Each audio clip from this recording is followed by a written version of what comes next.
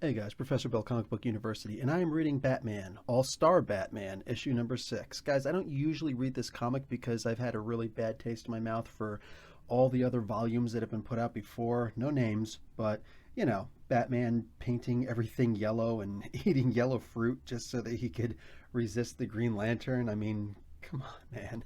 And I'm the goddamn Batman. Pretty cool, right? No, that left a really bad taste in my mouth.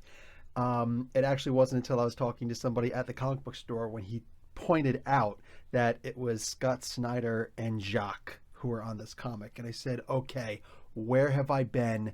I didn't even want to look at the comic, obviously, but now, yeah, these guys are like the holy grail of comic writing. I mean, could you imagine if they did more than just witches and Batman and actually went out and started doing some other stuff?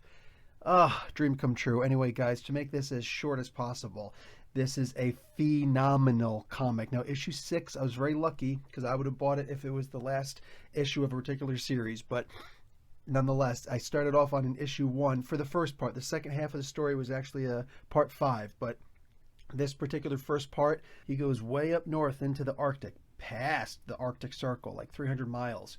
And this guy, what he does is he goes in to confront Victor Freeze. Now, Victor Freeze has reanimated what are basically corpses, so you basically have Batman versus zombies, which is pretty cool. Something else is pretty cool is we get to see Mr. Freeze not in his armor because he's already in an area that's as cold as it's going to get. Plus, they're like underground where it's colder apparently, and like in the Arctic core. Now, Batman winds up getting beaten up. I know. What? Batman gets beaten up. Yeah, he gets overwhelmed by zombies because that's what tends to happen when there are zombies. You don't believe me? Make zombies. You'll see.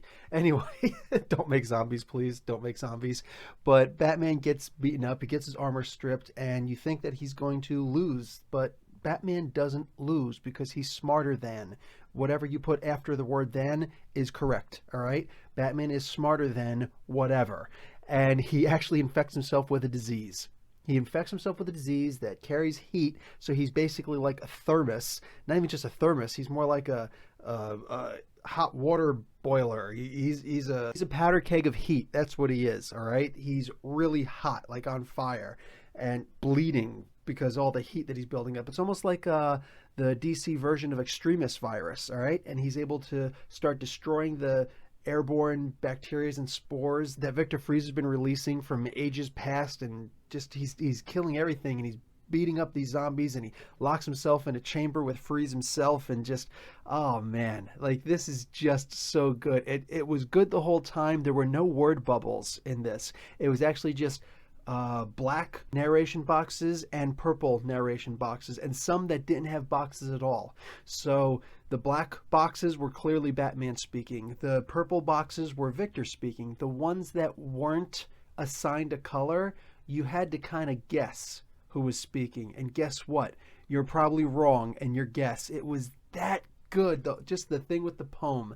Guys, such a fantastic comic. A plus, because it's Scott Snyder, it's Jacques, and it's Batman. And that's all I got to say about this. Professor Bill, Comic Book University. Class dismissed.